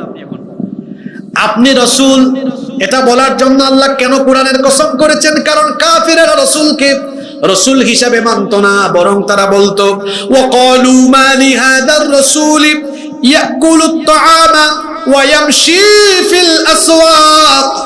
এটা কেমন রাসূল, আমাদের মতো খাবার দাবার খায়, আমাদের মতো বাজার ঘাটে যায়। তারা মনে করত নবী যিনি হবেন তিনি আশ্চর্য কেউ হবেন, তিনি বিয়ে শাদী করতে পারবেন না, বাজার ঘাট করতে পারবেন না, খাবার দাবার খেতে পারবেন না। নবী যিনি হবেন আশ্চর্য কেউ হবেন। এই জন্য তারা আল্লাহ নবীকে ভালো মানুষ হিসাবে মানতে রাজি, কিন্তু রাসূল হিসাবে মানতে রাজি ছিল না। তারা বলতো তুমি কেন নবী হবে? যদি আল্লাহ কাউকে রাসূল বানাতেই চান, আল্লাহ কেন ফেরেশতাকে নবী বানালেন না? তাদের মুখের কথা আল্লাহ কোরআনে উঠায় দিলেন।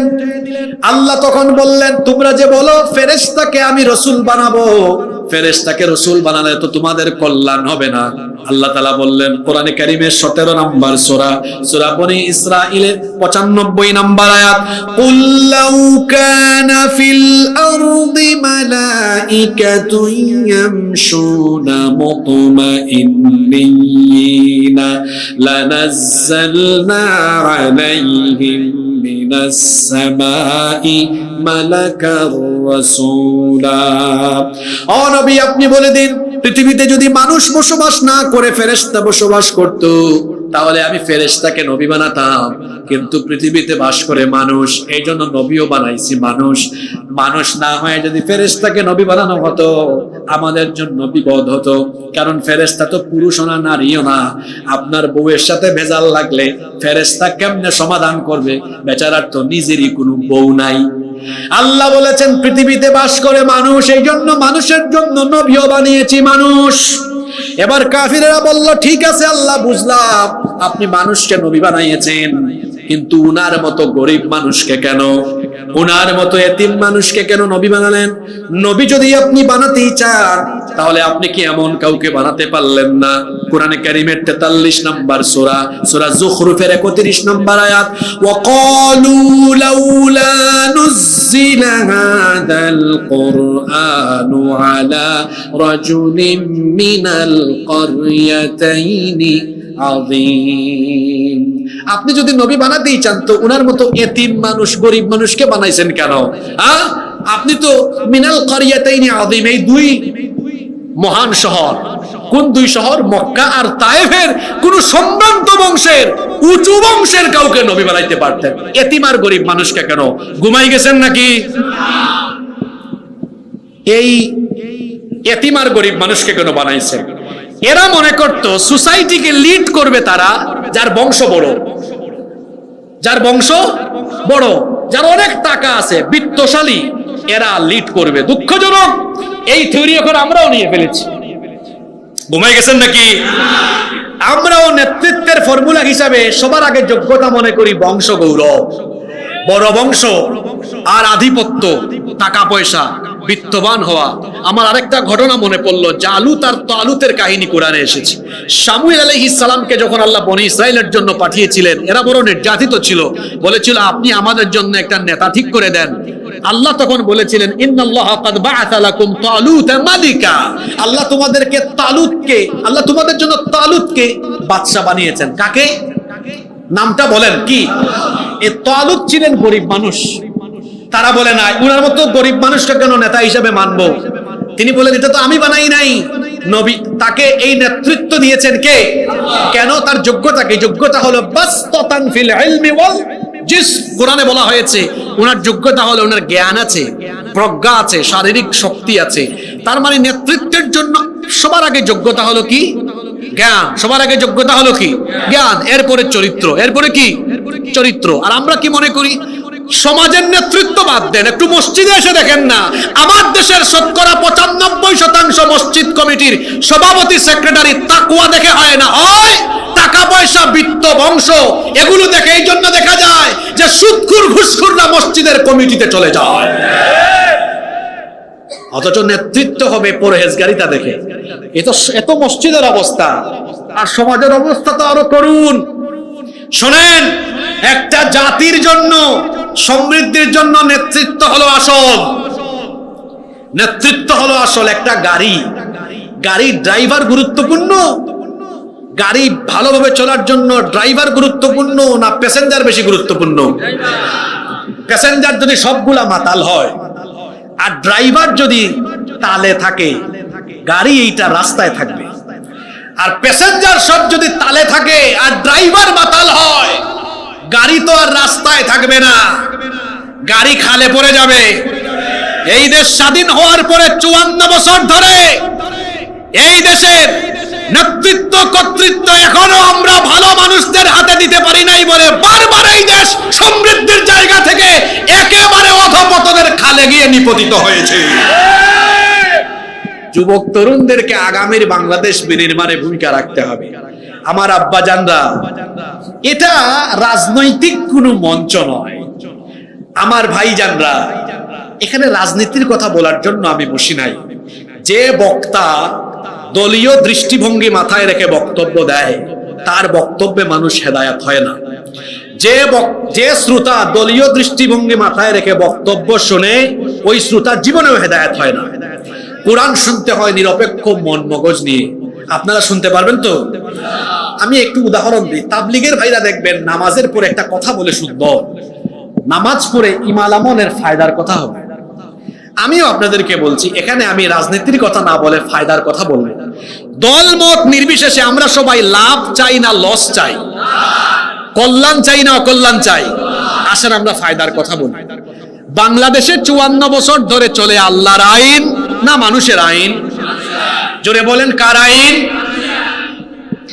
এমনকি আরো আশ্চর্যজনক কিছু কথা বলি। 54 বছরের মধ্যে 32 বছর রাষ্ট্র পরিচালনা করেছেন নারীগণ, আর 22 বছর চালাইছেন পুরুষরা। তাও অনেক পুরুষ মিলা 22 বছর, আর 2 নারী মিলা 32 বছর। আবার এট এ টাইম প্রাইম মিনিস্টার নারী, বিরোধী দলীয় নেতা নারী, স্বরাষ্ট্রমন্ত্রী, পররাষ্ট্রমন্ত্রী, শিক্ষামন্ত্রী, স্পিকার নারী। নারীর এত ক্ষমতা, 54 বছরের মধ্যে 32 বছর শুধু তারাই দেশ চালাইলো মানুষের আইনে। 54 বছর এই দেশটা চলছে মানুষের আইনে। এখন আপনারা বলেন তো, এই দেশের নারী নির্যাতন, নিপীড়ন আর ধর্ষণ কি বন্ধ হয়ে গেছে নাকি? জোরে বলেন, বন্ধ হয়ে গেছে? বাড়ছে। আমার এক বাবা বলেছেন এই কথা, ওনার বয়স আমাদের থেকে বেশি, আমাদের বাপের সমান, উনি বলেছেন কথাটা আরো বাড়ছে। তার মানে উনি এত বছরের অভিজ্ঞতা থেকে কথাটা বলেছেন, আরো বাড়ছে। আপনাদের পার্শ্ববর্তী মাগুরা, গত 7-8 মাস আগে আমাদের এক ছোট বোন আসিয়া, এক পরিবারের 3 নরপিশাচ মিলে তার উপর পাশবিকতা চালালো। আমার বোনটা কয়েকদিন হাসপাতালে ছটফট করে দুনিয়া ছেড়ে চলে গেল। আর তার এই অবস্থা যারা করলো, এই ধর্ষকরা এখনো বেঁচে আছে কিনা? জোরে বলেন। আদালতে বিচার কিন্তু হচ্ছে, বেঁচে আছে। জানি না কি হবে কি না হয়, জানি না। শুধু আমাকে এতটুকু বলেন, এই আদালতগুলোতে আইন চলছে কার? আল্লাহর না মানুষের? আল্লাহর না মানুষের? এবার মাথা থেকে দলমত বাদ দিয়ে দেন, দেখেন কথাটা লোড নিতে পারেন কিনা। এ কেমন আইন? যে আইন থাকার ফলে আমার বোন ধর্ষিতা হয়ে কবরে চলে যায়, আর ধর্ষক বছর হয়ে যাচ্ছে বেঁচে থাকে। আপনার তৈরি করা এই আইনের মুখে আমি লাথি মারি। বাংলাদেশে এমন কিছু কলেজ বিশ্ববিদ্যালয় আছে যেখানে ধর্ষণের সেঞ্চুরি হয়েছে, ধর্ষককে ফুলের মালা দেওয়া হয়েছে। বাংলাদেশে এমন কিছু ব্যবসায়ী আছে, ধর্ষণ করেছে, তার কিছুই হয় নাই, একদম সুউচ্চ পর্যায়ের ব্যবসায়ী আছে। রাজনীতিবিদ আছে, ধর্ষণ করেছে, জেলে ঢুকছে, এমনি এমনি আঙ্গুল দিয়ে বের হইছে। বের হইয়া সাদা পায়জামা আর সাদা পাঞ্জাবি লাগাইয়া ফুলের মালা গলায় দিয়ে রাস্তায় হাঁটে। আমার সাথে আপনারা একমত না দ্বিমত? এত আস্তে বললেন কেন? আমি কি একটা কথা মিথ্যা বলতেছি নাকি? জোরে বলেন, মিথ্যা বলতেছি? ভদ্রতার খাতিরে নাম বলি না আমি মাহফিলে, কিন্তু বলতে বলে নাম শুদ্ধা বলে দিব একদম। এই যে এই বেটা দর্শক ধর্ষণ করে কয়েক মাস জেলখানায় থেকে আবার বের হয়ে ফুলের মালা গলায় দিয়ে রাস্তায় হাঁটে। যেই দেশে মানুষের তৈরি করা আইন থাকার ফলে ধর্ষক অপরাধী হওয়ার পরেও বের হয়ে সাদা পায়জামা পাঞ্জাবি গায়ে দিয়ে রাস্তায় ফুলের মালা গলায় দিয়ে হাঁটে, সেই আইনের মুখে আমি জুতা নিক্ষেপ করি। এবার বলেন, আমাদের মেয়েদের নিরাপত্তার জন্য মানুষের আইন উত্তম না আল্লাহর আইন উত্তম? কার আইন উত্তম? দলমত ফালায় দেন মাথা থেকে, বলেন কার আইন উত্তম? আপনারা কার আইন চান? জোরে বলেন, কার আইন চান? শরীয়তপুরে যদি এরকম ঘটনা ঘটে, একজন ধর্ষককে সবার চোখের সামনে মৃত্যুদণ্ড দিয়ে দেখেন, বাদ বাকি যত লুচ্চা বদমাশ আছে সব তারের মতো সুদা হয়ে যাবে। বলছে না ফায়দার কথা বলবো। এদেশে দরিদ্র মানুষের সংখ্যা কম না বেশি? আসার সময় দেখলাম কোমরে ব্যথা করতেছে এখনো, যে রাস্তা বিল যদি পাস হয় 3 ইঞ্চি ডালাই দিবে, আধা ইঞ্চি বা সর্বোচ্চ 1 ইঞ্চি। ওইটা 100 কোটি হইলে রাস্তা পর্যন্ত আইসা 5 কোটি থাকে, 95 কোটি চোর ডাকাতদের পেটের ভিতরে চলে যায়। একমত না দ্বিমত? আসতে বললেন কেন? একমত না দ্বিমত? জোরে বলেন, একমত না দ্বিমত? এদেশ থেকে দরিদ্রতা যায় না কেন? মানুষ এখনো খেতে পারছে না কেন? দারিদ্রতার হার এত বেশি কেন? কারণ হলো কি জানেন? আমরা আল্লাহর দেওয়া ফর্মুলাকে এভাবে বাদ দিয়েছি। আল্লাহর দেওয়া ফর্মুলা ছিল চমৎকার অর্থনৈতিক ব্যবস্থাপনা, যাকাত ব্যবস্থাপনা। এটা যদি আমরা গ্রহণ করতাম, একজন গরিবও থাকতো না। আজকের আমার 2 ঘন্টার আলোচনা মনে রাখতে যদি নাও পারেন, এই 3 মিনিটের কথা দয়া করে বাড়িতে নিয়ে যান। পারবেন? শোনেন, আমাদের দেশের বেশিরভাগ মানুষের যাকাত দেওয়া হয় না, কারণ তারা যাকাতের নামে শাড়ি লুঙ্গি বিতরণ করে, যাকাতের নামে তারা 200-500 টাকা বিলিয়ে দেয়। যাকাতের খাতগুলো কোরআনে সুস্পষ্ট করে বলা হয়েছে, 8টা খাতে যাকাত দিতে হবে। আর এর উদ্দেশ্য হলো যাকে যাকাত দিবেন তার যেন আর দারিদ্রতা না থাকে, ও যেন আর যাকাত খাইতে না পারে। উদাহরণ দেই কিভাবে যাকাত দিয়ে দারিদ্রতা দূর করা যায়। মনে করেন এই এলাকায় কিছু মানুষ মিলে বলল, আমরা আলাদা আলাদা যাকাত না দিয়ে চলেন আমরা আমাদের গ্রামের যাকাতগুলো এক জায়গায় করি। তো তারা যারা নিসাব পরিমাণ সম্পদের উপর সম্পদের মালিক, তাদের কাছে গিয়ে যাকাতের টাকা উত্তোলন করে সর্বমোট উত্তোলন করতে পারলেন 2 লক্ষ টাকা। কথা বুঝে থাকলে বলেন, কয় লক্ষ টাকা? এবার এই 2 লক্ষ টাকা তারা চাইলে 500 টাকা করে জন প্রতি দিলে 400 জন মানুষকে দিতে পারবে। কয়শো জন মানুষ? আপনারা বলেন, এই 400 জন মানুষকে 500 টাকা করে দেওয়া হলে এরা কি ধনী হয়ে যাবে নাকি? এই এক বেলা খাবে, পরের বেলা আবার গরিবই থাকবে। এখন যদি তার বিপরীতে এই 2 লক্ষ টাকা 400 জনকে না দিয়ে 3-4 জনকে দেওয়া হয়, একজন বিধবা বোন একটা সেলাই মেশিন কিনে দিলেন, আরেকজনের পরিবার চলে না, ভাই এদিকে আসো, ধরো একটা আপনাদের এলাকায় ভ্যান চলে না, একটা ভ্যান কিনে দিলেন, আরেকজনকে একটা টঙের দোকান করে দিলেন, আরেকজনকে হাঁসের খামার, মুরগির খামার, কুটির শিল্প যেগুলো আছে করে দিলেন। এই যে 2 লক্ষ টাকা 400 জনকে না দিয়ে 4 জনকে দিলেন, এই 4 জন এবার তাদের পরিবার চালানোর মতো ব্যবস্থা হয়ে গেল কি হলো না? এরা দেখবেন এটাকে কাজে লাগাইলে আর যাকাত খাওয়ার উপযুক্ত থাকবে না। এত দিলাম এক গ্রাম দিয়ে উদাহরণ, মনোযোগ আছে তো?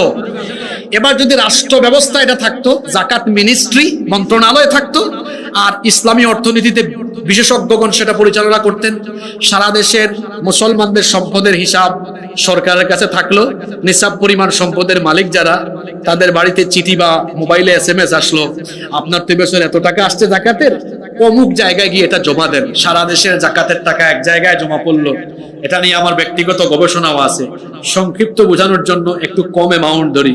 মনে করেন এই বছর সরকার উত্তোলন করলো 140,000 কোটি টাকা। এই টাকা এটা 2 বিভাগ দিয়ে কভার হবে, কিন্তু আমি বোঝানোর স্বার্থে বলতেছি 140,000 কোটি টাকা সরকার এবার বলল 64টা ডিস্ট্রিক্ট থেকে। আমার ভাই একটু আগে বক্তব্য দিয়েছেন যে শরীয়তপুর 64 নম্বর জেলা, পিছিয়ে আছি আমরা। পিছিয়ে থাকতেন না তো আপনারা যদি কোরআনকে গ্রহণ করতেন। ফর্মুলাটা নেন, এটা এই হুজুরের ফর্মুলা না, এটা কার ফর্মুলা? এবার সরকার করলো কি, 64 ডিস্ট্রিক্ট থেকে মোট 70 লক্ষ যুবককে ঢাকায় ডেকে আনলো। কত লক্ষ? বাবারা তোমরা বেকার, চাকরি বাকরি ব্যবসা বাণিজ্য কিচ্ছু নাই, আসো আসো সবাই আসো, নাও 2 লাখ টাকার চেক। প্রত্যেককে 2 লাখ করে দিল। মোট এরা আসছে কত লক্ষ যুবক? 70 লক্ষ। প্রত্যেককে দিছে কত লক্ষ? ক্যালকুলেটরে গুণ করে দেখেন, 70 লক্ষকে 2 লক্ষ করে দিলে হয় 140,000 কোটি টাকা। বাবারা শোনো, এই পয়সা নিয়ে ঢং ঢং পং পং করো না, কাজে লাগাও। প্রতিটা উপজেলায় আমাদের অডিট অফিসার আছে, দেখবে এটা দিয়ে তুমি কি করছো। আমরা আমাদের ফর্মুলা মতো কর্মসংস্থানের ব্যবস্থা করে দিচ্ছি। রিক্সা কিনো, হালের বলদ কিনো, টঙের দোকান করো, হাঁসের খামার করো, মুরগির খামার করো, মনিটরিং আমরা করছি। এই ব্যবস্থাপনায়, এই ফর্মুলায় 1 বছরে মোট কত লক্ষ যুবককে কর্মসংস্থানের ব্যবস্থা করা হলো? জোরে বলেন। এই ফর্মুলা চলতে থাকলে 10 বছর পরে বাংলাদেশে একজন গরিব মানুষ পাবেন নাকি? কষ্ট নিয়েন না মনে, কেমন কথাটা একটু কঠিন হবে। কি করেছেন 54 বছর ধরে আপনারা? আমাদের সামনে আপনারা বক্তব্য দিয়েছেন। আমরা সুযোগ পেলে ক্ষুধা মুক্ত, দারিদ্রতা মুক্ত বাংলাদেশ গড়ব। দেখছি গো, ক্ষুধা আমাদের চেয়ে আপনাদের এত বেশি। 5 বছরে আপনারা আপনাদের নিজেদের ক্ষুধাই মিটাইতে পারেন না। কষ্ট পেলেন নাকি আমার কথায়? 54 বছর ধরে ক্ষুধা মুক্ত দেশ বানাতে পারেন নাই, পারবেন না আপনারা। আমাদের হাতে দায়িত্ব দিয়ে দেখেন। আল্লাহর কুরআন হাতে নিয়ে বললাম, চ্যালেঞ্জ করলাম, 10 বছরে দারিদ্রতার কবর দিয়ে দিব। চাপাবাজি করে যাই নাই। আপনি আল্লাহর ফর্মুলা নেন, সুফল পাবেন। পৃথিবী থেকেই সুফল পাওয়া যায় নাই। আর আপনারা ওলামা মাশায়েখ যারা আছেন, ইমাম খতিব সাহেবরা, ভাই আপনাদের পায়ে ধরে বলে গেলাম, বছরে 56 জুমার মধ্যে 10 জুমা খালি মানুষকে যাকাত বুঝাবে। এরা বুঝে নাই ফর্মুলা। মানুষকে এটার কার্যকারিতা বুঝাবেন, দারিদ্রতা বিমোচনে যাকাতের ভূমিকাটা বুঝাবেন। দেখবেন আমার দেশে এই খেটে খাওয়া মানুষগুলো মানুষের তৈরি করা আইনকে তখন লাঠি দিয়ে পদ্মা নদীতে ফেলে দিয়ে আল্লাহর কোরআনের আইনকে তারা গ্রহণ করে নেবে। মানুষকে আগে বুঝাইতে হবে। শুধু স্লোগান দিয়ে, মিছিল দিয়ে মানুষের মন জয় করা যায় না। মানুষের মনের ভিতরে কোরআনের সৌন্দর্য আগে ঢুকাইতে হবে। আপনারা কি আমার কোনো কথায় কষ্ট পেয়েছেন? আমি কখনো সুনির্দিষ্ট কোন রাজনৈতিক দলকে ইন্ডিকেট করে কখনো কোনোদিন বক্তব্য দেই না। কারণ আমি আগেই বলেছি, দলীয় দৃষ্টিভঙ্গি মাথায় রেখে তো কোরআনের কথা হতে পারে। কোরআনটা সবার।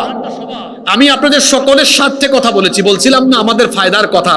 তাহলে আপনারা বলেন তো, আমাদের নিজেদের ফায়দার জন্য আল্লাহর আইন উত্তম না মানুষের আইন উত্তম? জোরে বলেন, কার আইন? আমরা সবাই চাই কার আইন? কষ্ট হয়ে যাচ্ছে তাই না? 3-4 মিনিট থাকতে পারবো না, শেষ আমাদের। শুনেন, আপনি রাসূলদের একজন, এটা বলার জন্য আল্লাহ কিসের কসম করেছেন? জোরে বলেন, কিসের? কারণ তারা, অর্থাৎ কাফিররা রাসূলকে রাসূল হিসাবে মানত না। এই জন্য আল্লাহ আগের আয়াতে কোরআনের কসম করলেন, তার আগের আয়াতে ইয়াসিন হরফে মুকাত্তাআত দিলেন। এর কারণ হলো আল্লাহ তাআলা বোঝাতে চাইলেন, আল্লাহর নবীর তো অনেক মুজিজা আছে। আসমানের দিকে আঙ্গুল উঁচু করলে আকাশের চাঁদ 2 টুকরা হয়ে যায়, হেঁটে গেলে আকাশের মেঘের খণ্ড তাকে ছায়া দেয়, গাছ সালাম দেয়, পাথরও সালাম দেয়। অনেক মুজিজা তার আছে, কিন্তু শ্রেষ্ঠ মুজিজার নাম হলো কোরআন। আল্লাহ কোরআনের কসম এজন্য করেছেন, এই কোরআন আমি আল্লাহ নাজিল করেছি, এটা মানুষ বানাতে পারে না। সুতরাং যেটা মানুষ বানাতে পারে না, সেই কোরআনের কসম করে বলছি, আপনি হলেন আমার তরফ থেকে প্রেরিত রাসূল, আপনি হলেন পয়গাম্বার। নবী এই কাফেরদেরকে আরো বলেন, এটা মানুষের তৈরি করা নয়। পরের আয়াতে আল্লাহ বললেন, তানজিলাল আজিজির রহিম, এটা মহাপরাক্রমশালী, প্রজ্ঞাময়, মেহেরবানের তরফ থেকে নাজিল হয়েছে। 2টা আয়াত আছে, 2টা মিনিট বসেন। এবার আল্লাহ বলছেন, এই কোরআন কেন দিলাম, আর প্রতি বছর এখানে কেন মাহফিল হয়, আমরা কেন এত বেশি আপনাদেরকে বুঝাই কোরআন দিয়ে।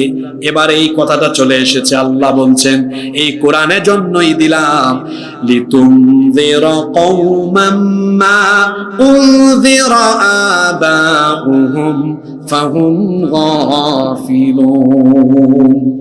ভাই, দিলটা পরিষ্কার করে শুনেন, একটা কথাও আপনাদেরকে কষ্ট দেওয়ার জন্য বলি নাই।